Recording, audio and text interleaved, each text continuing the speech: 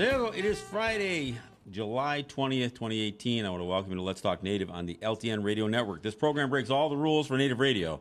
No buffalo speeches, no mystic healing, no special Indian prayers. We tackle the real issues facing Native people. We'll look back at our glorious and our grave history, a tough look at where we're at now, and look forward to our ongoing battles for autonomy and our free and independent existence. Let's Talk Native is produced in association with Iroquois Promotions on the LTN Radio Network, streaming live from the Cattaraugus territory of the Seneca Nation and simulcast on the Gwe, that's CKWE, in Pandanega. Find us at www.ltnradionet.com.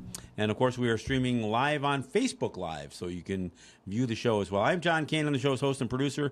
I'm joined in studio on mic by Ed Schindler, and I've got Jake Proud on the board. I want to thank Kelly McMillan, who is our studio engineer, for our setup. And, again, I want to remind people that this show does get put up as a podcast, and you can search us easy. Just go online and search Let's Talk Native Podcast, and you'll find any number of platforms that would that'll make that podcast available. Of course, we're on Facebook Live. We post it on SoundCloud, and we put the show up as a YouTube video after the program as well. So there you have it. That's a lot of ways to listen to what we're doing here. Look, I got a kind of a touchy subject to talk about today, and I want to be clear. I think the sport of lacrosse is a phenomenal sport. My son played lacrosse. I've had grandchildren who have played. My grandson's played. I've got relatives from back in Gunawaga who play. My wife's got family, uncles and cousins who have played, including on the Iroquois Nationals.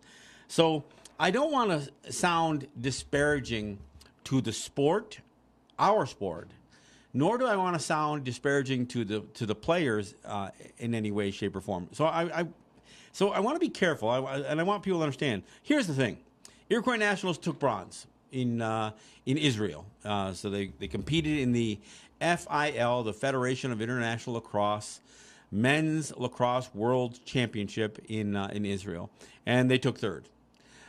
It was kind of an expectation. They were actually the defending bronze medalists from 4 years ago when they competed in Denver, I believe.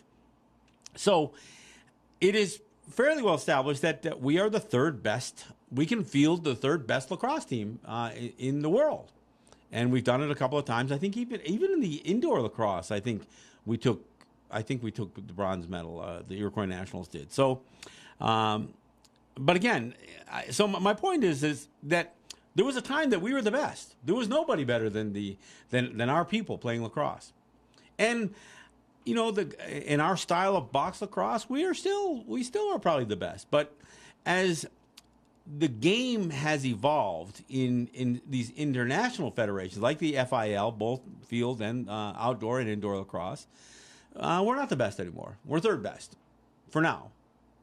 There have been people like Oren Lyons and others. Many people have promoted this sport in a big way. Promoted it in the area of international competition. There's an effort to try to make lacrosse one of the Olympic sports. My comment to that is be careful what you wish for, and I say that because how long can we maintain competition at the highest level on the international level? Now, and I want to say this not because I think we're going to become worse at this game. I think honestly, I think the team that we fielded for this year was probably the best team that we've ever fielded. This is probably the best Iroquois national teams we ever had. Now, I'm not saying that we didn't have teams that were competitive in the past, but this was. I mean, we had more Division I, players. We had more people who were considered, on the national level. I mean, in the international as individuals than we've ever had. So, this is a great team that we fielded, and we came in third best. And in the competition for the bronze against Australia, we won by 2 goals. So Australia's coming around. They're getting better. The question is, how long can we maintain even third best? So I asked that question because you have to understand the challenges that we have. We are a minuscule population by other nation standards. We represent, there may be 80,000 Haudenosaunee. So when we're talking about fielding a team as the Iroquois Nationals, and we're talking about not native players in general, but specifically Haudenosaunee players, we have a total population of only about 80,000. Half of those are women. And by the time you break that 40,000 down to the age group, even the people who play lacrosse, but certainly the age group, now you're talking about thousands of people to pool an internationally competitive team. And that's tough because what are we facing? Well, the United States, 300 million people. 300 million people in the United States. Even if you break that down and you say, okay, well, half of them are women and what percentage? We are talking about 0.025% of their population. I mean, that's how small a population we're. So, and I got to tell you, and the United States fields a good team.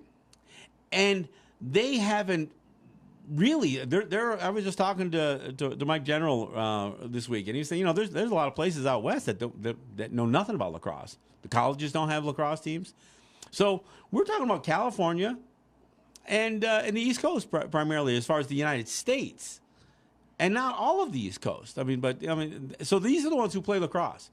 Not all of the Midwest, not the Southwest teams are NAACP. Sports programs are fielding lacrosse teams. And when they do, the United States will get that much better. More of their population will be dabbling in the sport and excelling in the sport. So we will probably never again be able to honestly compete, realistically compete against the United States. And Canada is getting better. When Canada and the United States played in this tournament, United States beat them by 1 goal. I think it was 11 to 10. They're going to play for the gold medal tomorrow. So we'll see whether the United States or who wins that competition tomorrow. But the foregone conclusion was that Canada and the United States are going to play for gold, and the Iroquois Nationals are going to play for bronze. I mean, I think that was the expectation that we all had. But as more and more countries with their vast populations in the millions, tens of millions, maybe hundreds of millions, it is going to be more and more difficult for our teams to compete. And I want to be clear, not because we're not talented, not because we aren't great stick handlers and passers and shooters, hard shots. The difficulty has to do with size. The United States and Canada, with their population, they can field guys that are outweighing our team across the board anyway by 20, 30, 40 pounds. They can field 220 pounders. Even when you go and watch the Bandits play, for instance, some of those guys, they're getting bigger and bigger, and you see the smaller players having an increasingly difficult time playing against these bigger, more powerful, and oftentimes faster players. Are we going to have fast players? Sure. Are we going to have some big players? Sure. But we're not going to be able to field 22 players that are 225 pounds that can sprint as fast as our 160 pounders. No, it's not going to. That's the problem, because we can score on those teams, but can we defend against them when they're that much bigger? And they have a massive population, and they have tremendous investments in sports programs across the board. They may not be putting the investment in lacrosse at the United States and Canada, for instance, that they've put in other sports. Hockey is still a dominant sport in Canada, and in the U.S. there's basketball and football and even Little League baseball. But as more and more teams and more regions of not just the United States and Canada really dabble in the sport, it means that their teams are going to grow increasingly better, as our team is probably only as good as it's going to get.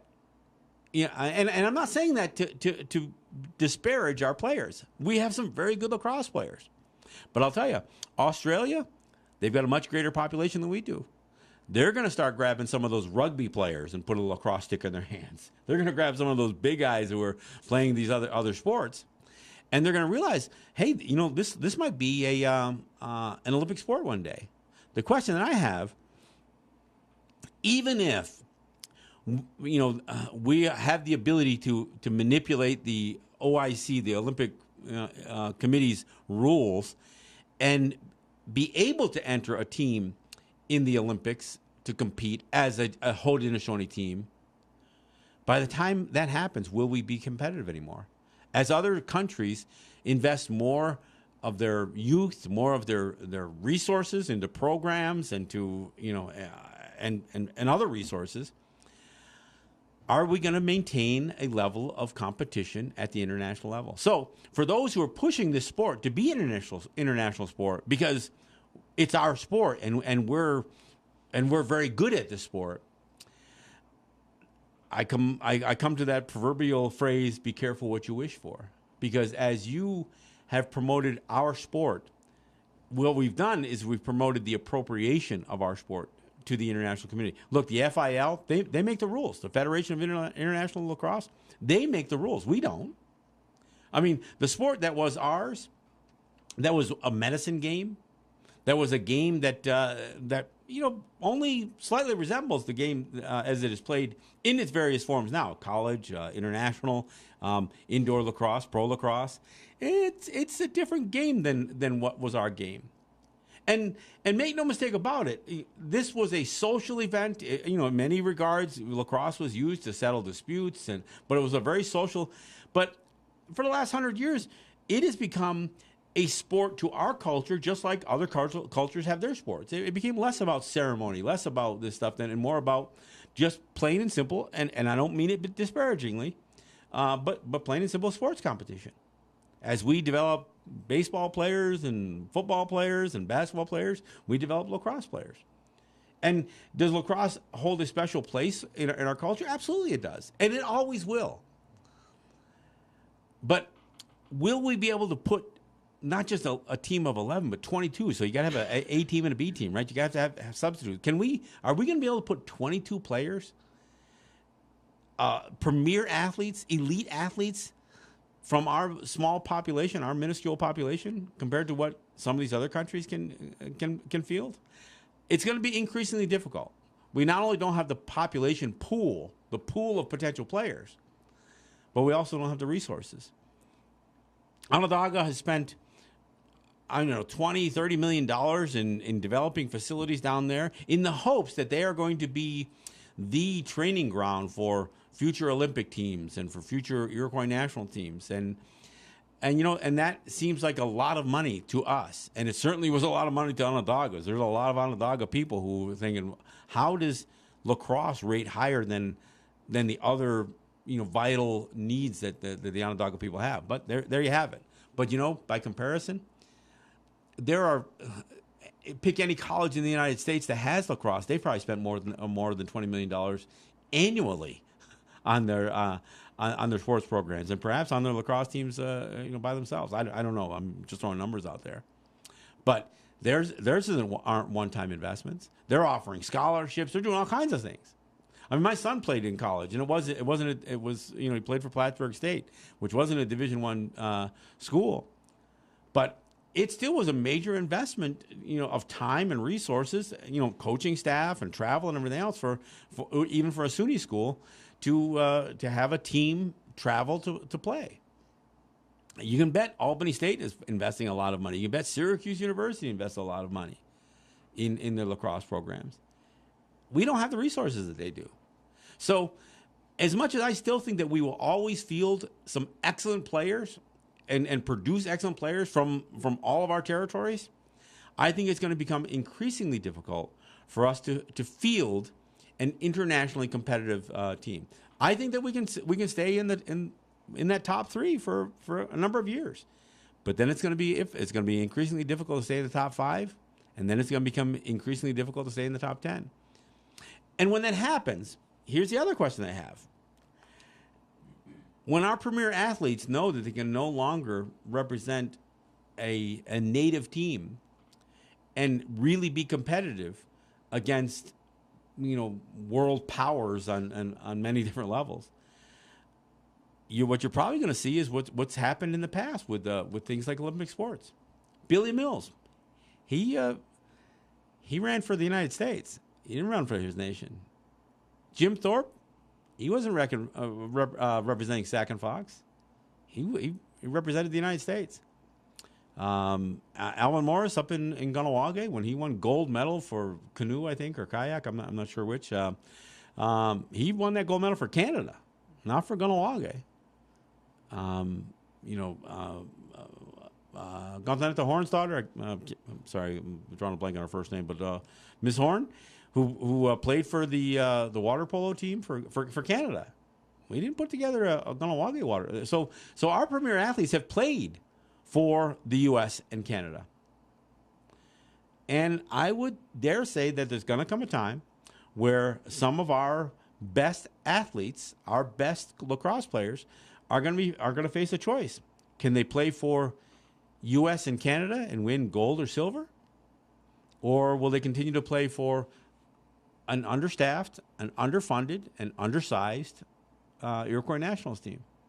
I mean, I'd like to think that we would maintain this stuff, but but on one hand, we don't criticize if we ran an athlete in the Olympics with under the U.S. flag. Most of us wouldn't criticize that. Some of us would, and I say it's the same thing when we talk about people running for office. Look, I know how many people are saying, "Hey, yeah, it's great. There should be Paulette Jordan. She's running for governor of Idaho."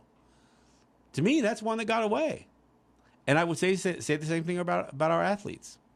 Look, I think it's great. I mean, it's more than great. It is phenomenal. It is almost, in many ways, it's incredulous that our small population still can compete at the highest level in international lacrosse. And we do. I mean, like I said, we're the third best. We're the third best team in the world. I just don't know how long we can maintain it, especially 46 teams. There were 46 teams in Israel competing in this FIL Men's Lacrosse World Championship. I mean, some of them may have just thrown together teams, but some of them are going to take it real seriously. Like I said, Australia, they were within two goals of evening up the Iroquois Nationals this time.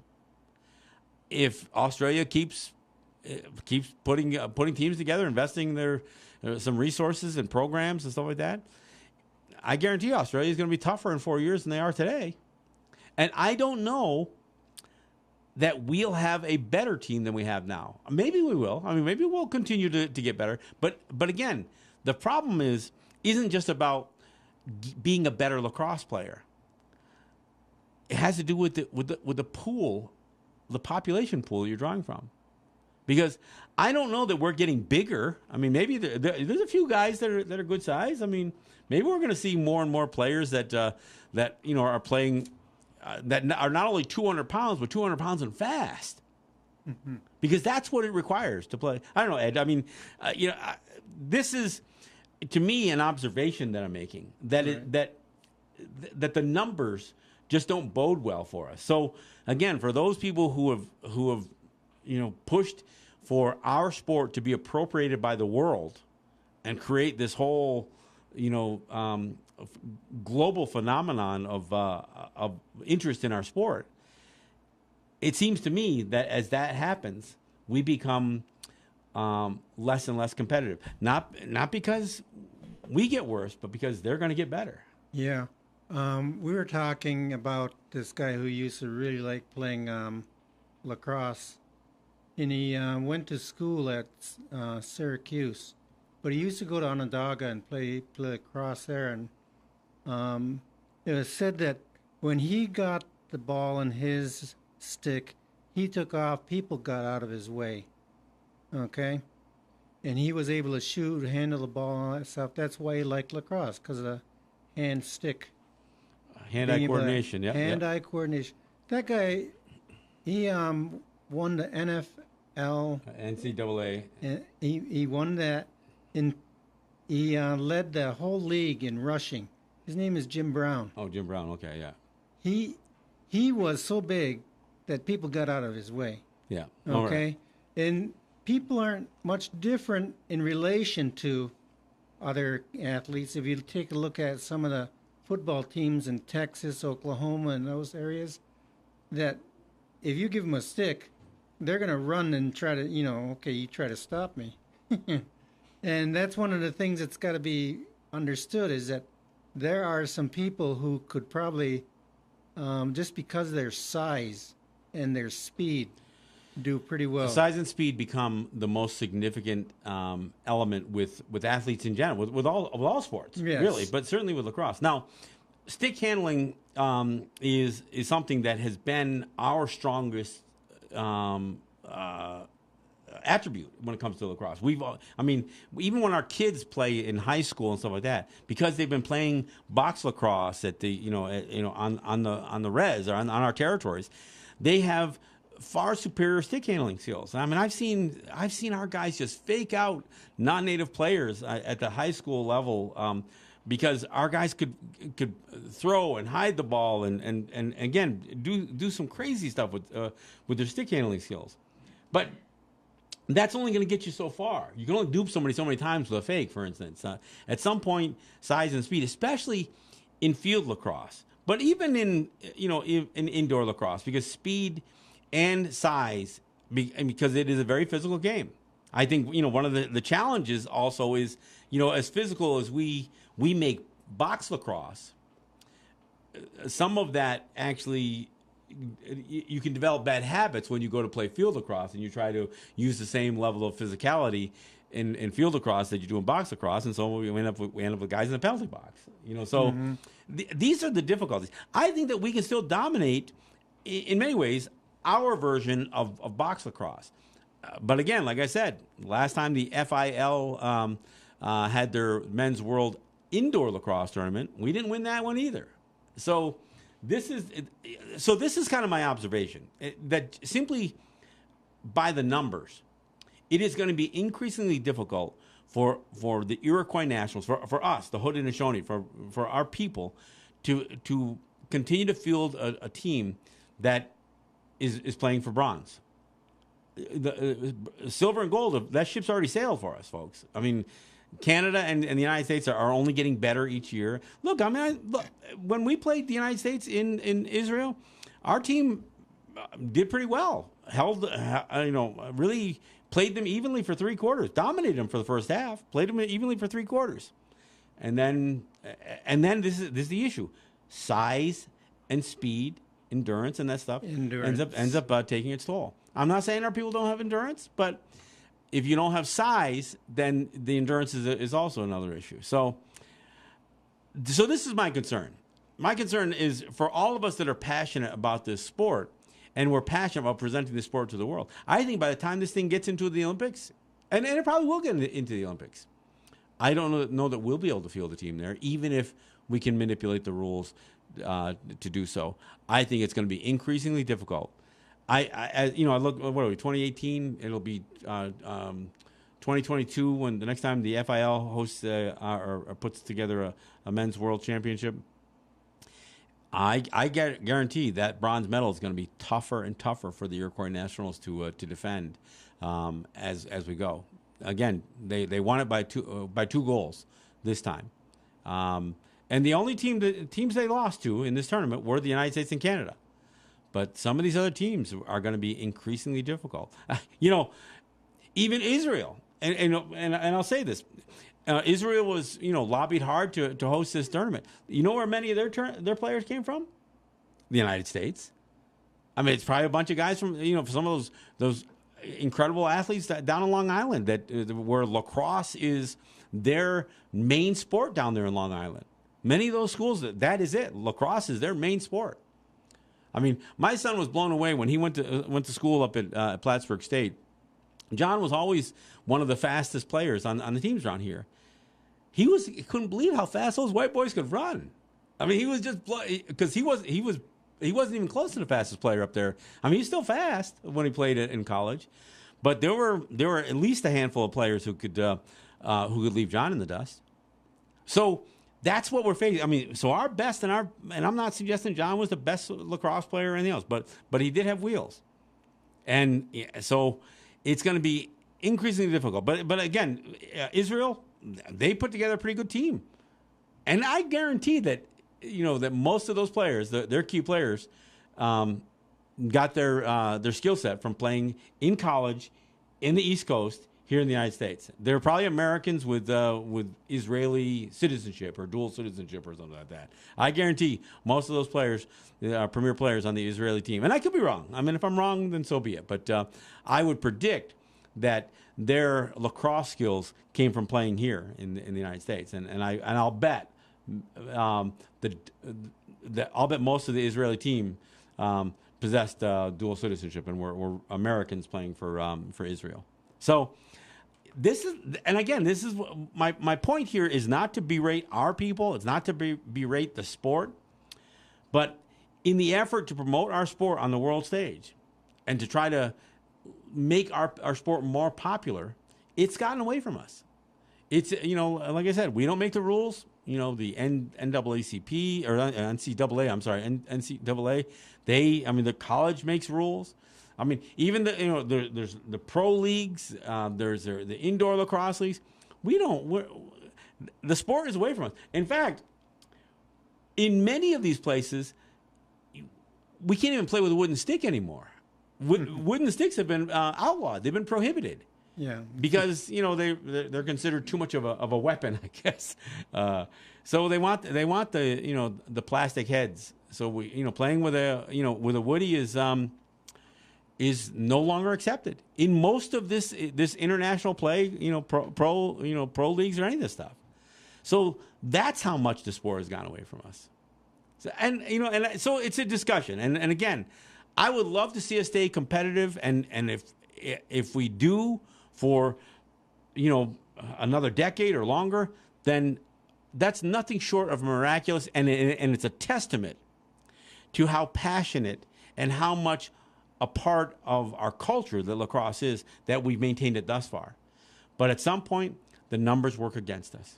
Hey, we're at the bottom of the hour, so we're going to take a break and come back. But this is the conversation. I'll look for your comments. Any of you who are listening on Facebook. Look, if you're hating what I'm saying, by all means, shoot me down. Tell me I'm wrong, and I guess time will tell. But that's the conversation we're having here. I've got Ed Schindler in studio, and I'm John Kane. This is Let's Talk Native. We'll be back in a few minutes.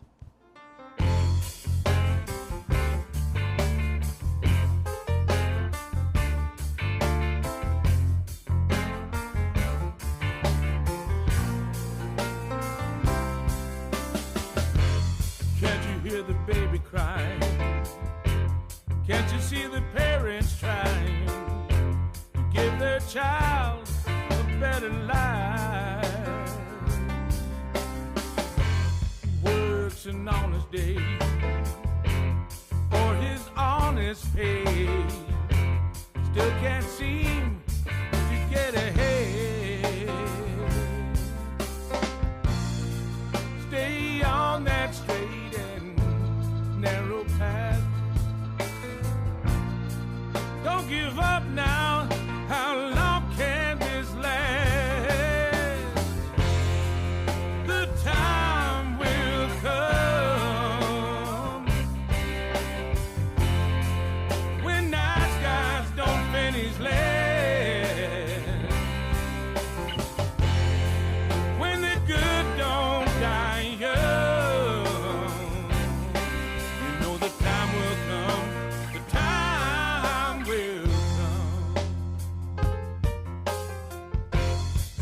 That your heart is cold, been hurt so many times before. Turn your back on precious love. 'Cause there's somebody walking around feeling like you are now. They ain't gonna come to your front door. Open up your down. What goes around will surely come around. The time will come when I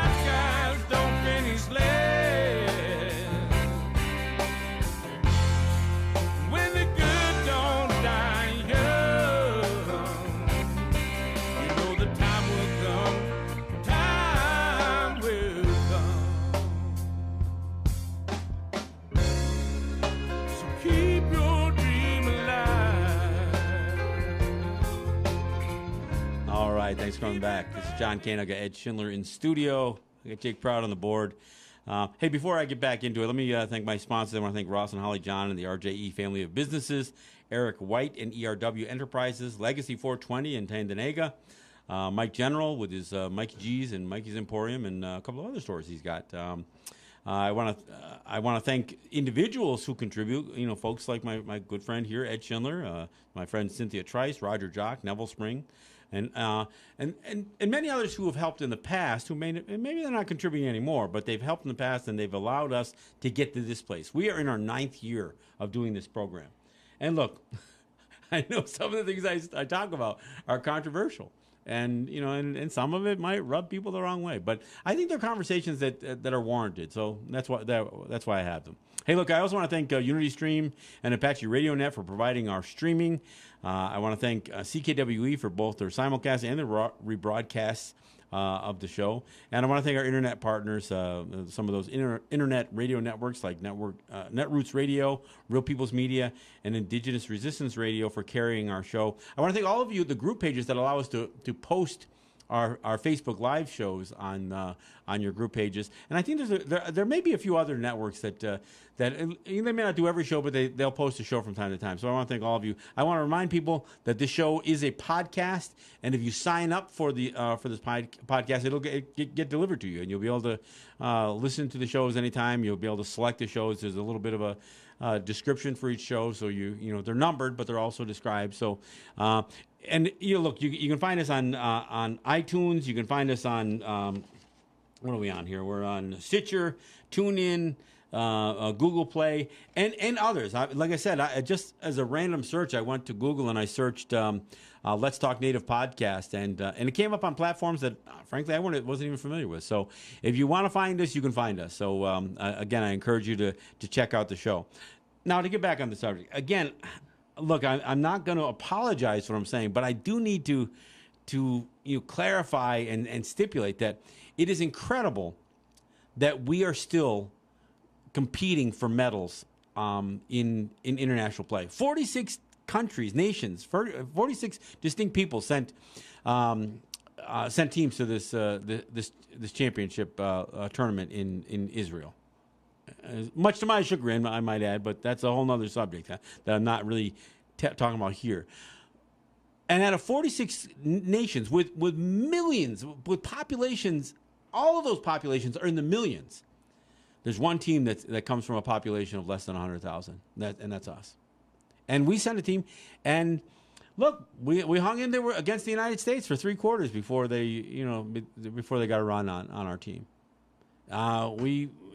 I think we made a good showing against Canada. One of the games was closer than the other, but in the end, we're the 3rd best team in the whole world, and that's phenomenal. Just looking at the numbers, looking at that, of course, the advantage that we do have is that we have historic and cultural ties, and maybe even by now epigenetic ties to this game. So, but unfortunately. Things like size and speed and tremendous pools of population to draw premier athletes from are going to make it more and more difficult. Ed, during the break, you mentioned that. I mean, there's one way that we can probably maintain some level of competition that goes beyond. And what was your suggestion? One of the ways would be, instead of doing Haudenosaunee, do Ongwe. In other words, all Native Americans, Canada and the U.S., because a lot of people don't realize it, but lacrosse is the national sport of Canada. A lot of people think hockey is, but it's actually lacrosse. And there are leagues over in the western part of Canada, at British Columbia, Alberta. Well, and even closer by. I mean, look, even in Ontario, there's a lot of other Native peoples that are not Haudenosaunee necessarily. Right. So your point being is that we can at least increase and probably at least more than double the pool of potential athletes for our teams if we weren't restricting it to, frankly, Iroquois Nationals is. I know I'm going to be insulting, but it's a stupid name for our team anyway. I mean, if it was going to be Team Haudenosaunee, it should have been Team Haudenosaunee. But Iroquois is not our word, and Nationals is I don't know. Neither one of those parts of the name makes sense. And I know I'm not the only one who's been critical of the name. So, but you're right. Maybe if we wanted to create an indigenous team, a team of indigenous players from Turtle Island, we could call it Team Onwe. We could come up with another name that would, and you know what? Let's face it, the passport issue. We've issued Haudenosaunee passports for I would say we. I probably couldn't get one. I mean, but if I was an ace lacrosse player, I could get one. So lacrosse has been kind of the standard for issuance of Iroquois passports, more so than that might be the number one factor or the number one criterion. And it could continue to be the criterion. Of course, I also believe that we need, as Indigenous peoples, we should press for our own right to have travel documents that are not bound to the U.S. or Canada anyway. But but again, in the pure interest of having a larger pool of players, native players, you're right. If we opened up this idea of having an indigenous team competing at the international level, we'd be well served to open it up to other indigenous athletes. Then there's also the looking at the growth of what we consider professional lacrosse. More people may be pursuing that. And then there's also all the different games that are playing in the NCAA. But those are things which haven't been tapped into at this point in time to provide all that opportunity. And things could still, not saying that, winning the world championship, but cross your fingers, things could get better than they would be otherwise. I think that we can stay competitive if we had a larger pool of athletes. Oh, yeah. I think that's true. But even having said that, the pool of athletes that these other countries are pulling from are still, I mean, even if we included every indigenous person in North America or even South America, who identify as indigenous people, maybe then we could compete. We'd have a pool of players that were as large as some of the smaller countries, but. The numbers work against us because when you talk about teams like Australia and England and Germany and some of these other teams France that are fielding teams that are getting better every year, it is going to be increasingly difficult for us to maintain the level of competition that we now represent today. And again, I want to be clear, not because I don't think that we aren't going to be as good. It's that they are going to be better. They're going to be steering some of their premier athletes less towards, maybe they'll be soccer players or football players, or rugby players, but they'll also pick up a lacrosse stick. Like you said, Jim Brown, he was a phenomenal lacrosse player, but most people know him as a football player. But when you put a lacrosse stick in his hand, he was an all-star.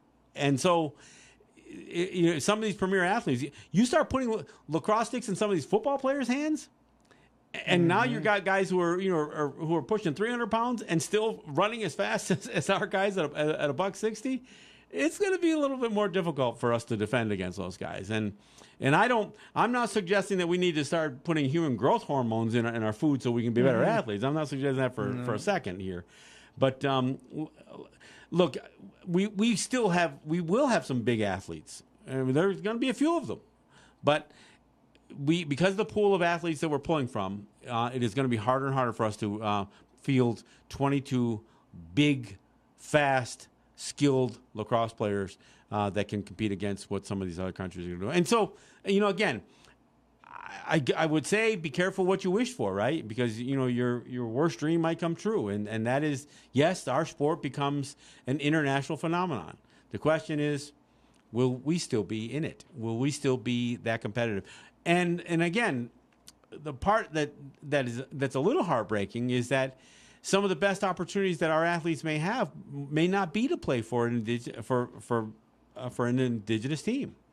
They may see a better opportunity playing for U.S. or Canada and for themselves. I mean, do I does that upset me? Yes. I don't think our people should enlist in the armed forces. I don't think they should run for state, provincial, national offices in U.S. or Canada. I don't think we should vote in their elections.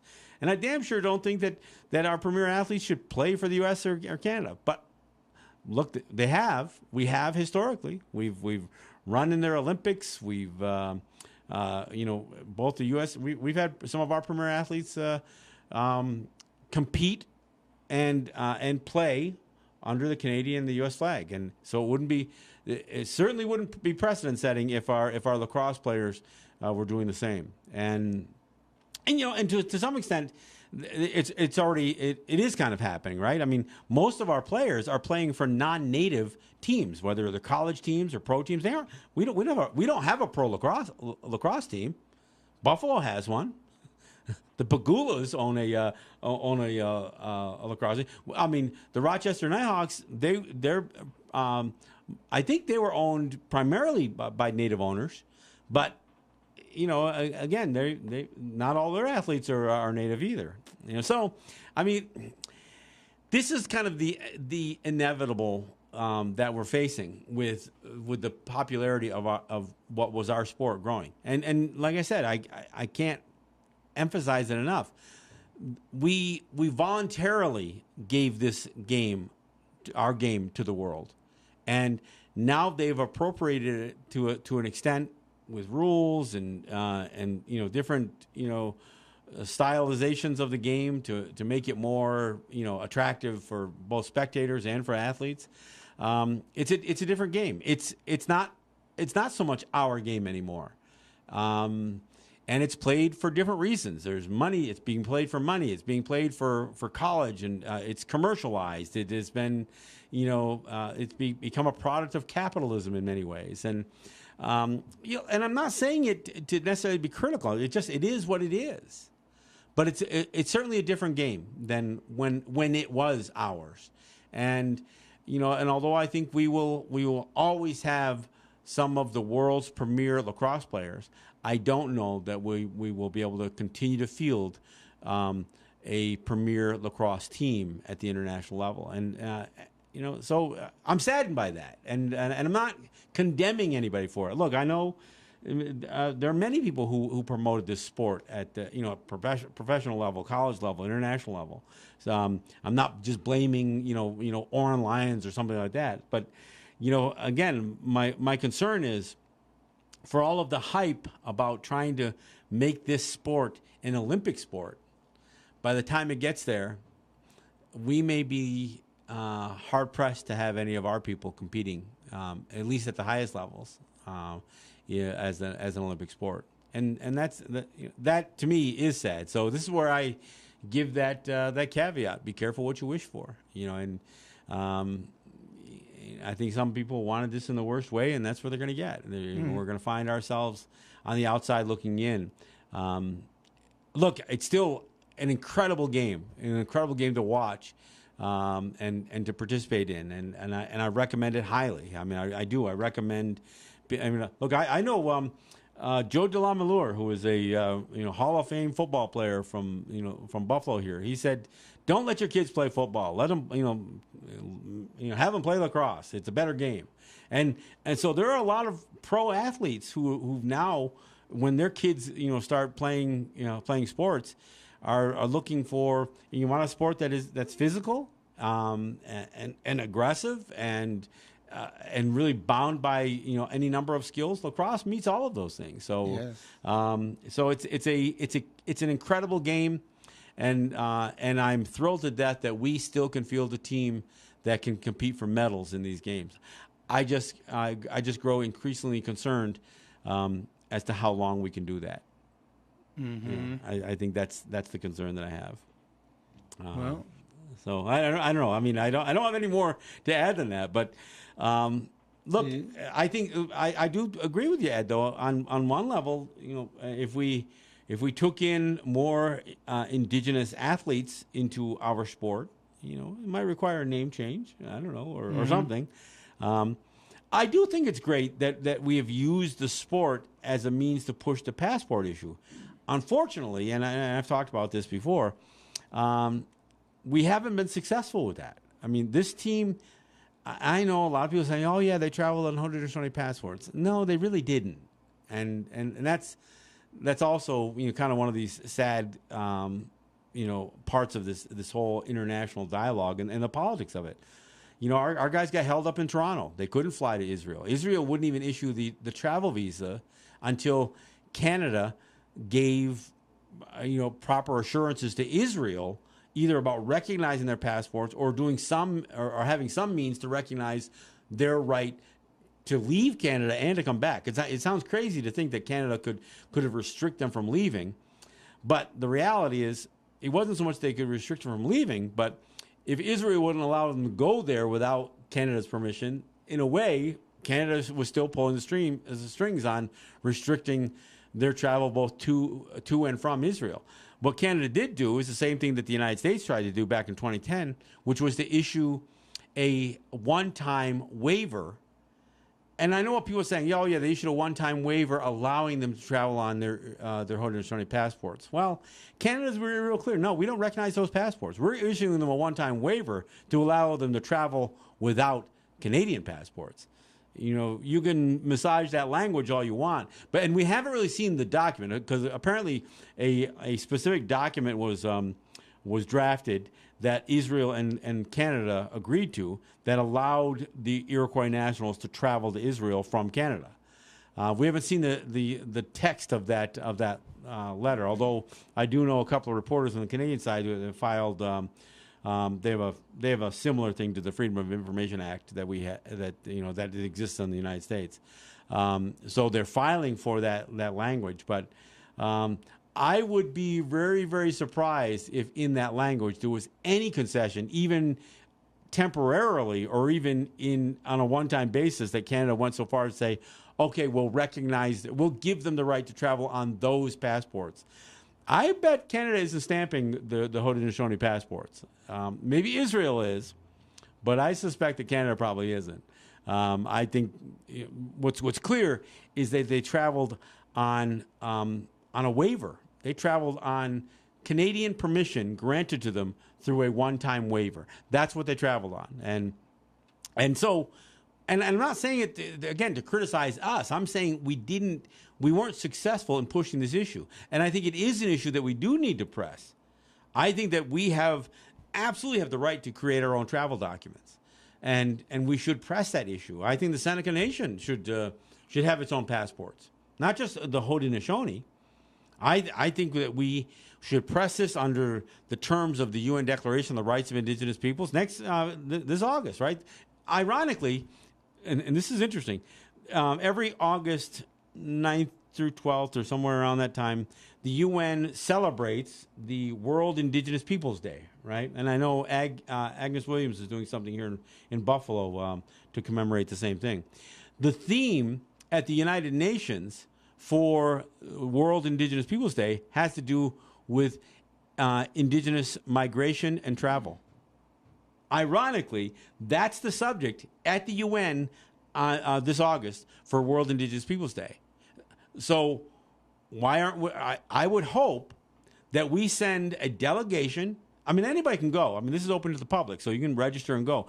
Unfortunately, although it's on a Thursday, when I'm in New York, it's from 3 to 6 in the afternoon. My show at WBAI is from 3 to 5. So I'm not available to go. I guarantee I would shoot my mouth off if I could go. Maybe I'll skip out. Maybe I'll let my co-host handle that show, and maybe I'll phone in or something. Because I think we should raise hell at the UN. That Canada and the United States and Israel and England, all these countries, who claim to support the aspirations of the UN Declaration on the Rights of Indigenous Peoples, still will deny our right to create a travel document and travel on it. I mean, this isn't about security. I mean, I heard some people say, well, Canada's probably just looking after the security of Israel and scrutinizing the Iroquois nationals. Bullshit. That's not true. That's not true. This is about oppression. This is about the United States and Canada and other countries of the world who, while they'll claim to support indigenous rights, will absolutely refuse to recognize our right to assert real self-determination and our own right to create travel documents. This is a freedom issue. This isn't. I mean, this isn't as much of a legal issue as the U.S. or Canada will try to make it. This is about our right to assert our free and independent existence and our right to travel freely. And the irony is that the World Indigenous Peoples Day in New York, and I think it's the 9th. I think it's the 9th of August. That day is the theme of that is travel and migration. So look, I know they're talking about indigenous people who it's associated with immigration and migration, but it's also about travel. So clearly, it's got to be something that we should be able to talk about travel documents with. So I think we should make noise, and maybe I'll press some of the folks that I know in the Seneca Nation to ensure that they send somebody down to raise noise. I would expect, you would hope and think that those folks who represent the administration of Haudenosaunee passports would be down there raising hell about the U.S. and Canada and their obstinate objection to recognizing our right to produce our own documents.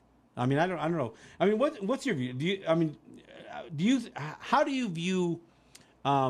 You're Seneca, I'm not. So do you think the Seneca Nation should press this issue and should assert their right to produce travel documents for our people to travel internationally? I think that the Seneca Nation should, and personally, I think that all of the nations of the Haudenosaunee. Well, I would say all the indigenous peoples in general. I think this is an indigenous people's right, not just. I don't think it's just ours, but no, it's not. And I think that we should get together if necessary, in order to do that. Okay, but we should be supporting one another. Absolutely, okay. Absolutely. This isn't a competition over who can get this done. No. But one of the things I will say is that in order to do such a thing, there does need to be resources. There's money that is going to be expended. You have to have a back office, or you have to have somebody who keeps track of who has these documents. If somebody, if you're traveling internationally, there should be a number on there. Somebody can try to verify the authenticity or the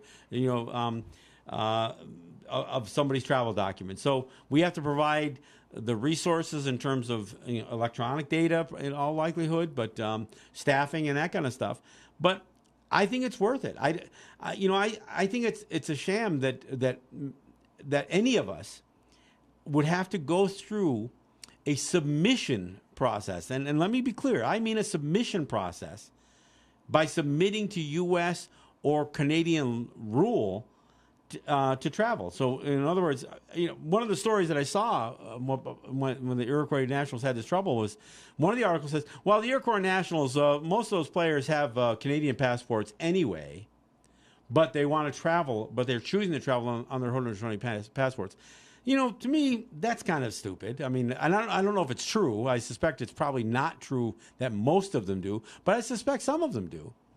But to stand on the principle of traveling with a Haudenosaunee passport, part of the reason for doing that is by rejecting the notion of Canadian or U.S. citizenship, that we are asserting ourselves as our own distinct peoples.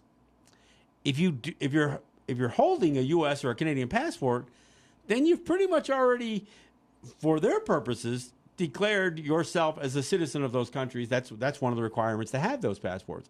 And to me, that's the problem. That's why we should not have to assert. In fact, I mentioned to you, Ed, I wouldn't even have a problem applying for a U.S. passport if I could do it as a Gunyagahaga, as Ongwe. If I have to do it as a U.S. citizen, then I won't do it. I won't get an enhanced driver's license or an enhanced tribal card or anything like that, because the rules as dictated by the federal government is that we provide proof of U.S. citizenship. Look, I was born in a hospital in Albany, New York, so I could assert U.S. citizenship if I wanted to, and I don't want to do it just out of convenience. I don't want to say, well, I'm gonna get a U.S. passport. I'm gonna tell them that I'm a U.S. citizen so I can get my travel documents, but then I'm not going to use it. That seems nonsensical to me. But no, I agree with you. I think the idea is that we should be standing up as Indigenous people, and again at the UN, even next month in August, we should make noise. I don't know, maybe we should just send a delegation down and assert our right to have the international community recognize and pressure the U.S. and Canada. I mean, Israel still could have issued travel visas, but the reason they didn't is because they're probably bound by some international protocols that they are still not prepared to break, in spite of UN Declaration on the Rights of Indigenous Peoples, in spite of whatever promises they made to the Iroquois nationals to recognize their passports. They still would not take the final step and issue a travel visa without permission from Canada. And that's that's what I said even in 2010, because while in 2010 the U.S., Canada, Australia, and New Zealand were still the 4 countries that had not just refused to agree with the UN Declaration of the Rights of Indigenous Peoples, but they voted against it. They didn't abstain. They voted against it. Now, from what I understood, the UK did vote for the UN Declaration of the Rights of Indigenous Peoples. But even as a member, a member state of the United Nations, recognizing the U.S. Or the UN Declaration of the Rights of Indigenous Peoples, the UK still would not provide travel visas for the Iroquois nationals. So it's almost like, well, what's the purpose then? What's the purpose of having this declaration of these minimum standards of Indigenous rights if even those who endorsed the declaration won't recognize our right to self-determination? So that's the challenge. So anyway, that's look, I'm not going to belabor this point, although I probably will talk about this passport and travel document issues as we get closer to August 9th. So, and like I said, maybe I'll peel away and go down there and raise some hell trying to get myself arrested or whatever. But maybe I'll do that anyway. But I wouldn't feel the need if I felt like there was somebody going to go down to it. So we'll see what happens. Maybe the Seneca Nation will send some people down. One last word for the players and the team. And that's Jagonson. Well, and I'll offer my congratulations too on really a fine performance. I mean, against incredible odds, and so again, my hats off to the bronze medalists of the men's lacrosse world championship, the Iroquois Nationals. All right, that's it for us. We'll be back here on Monday. Have a good weekend. Yahweh.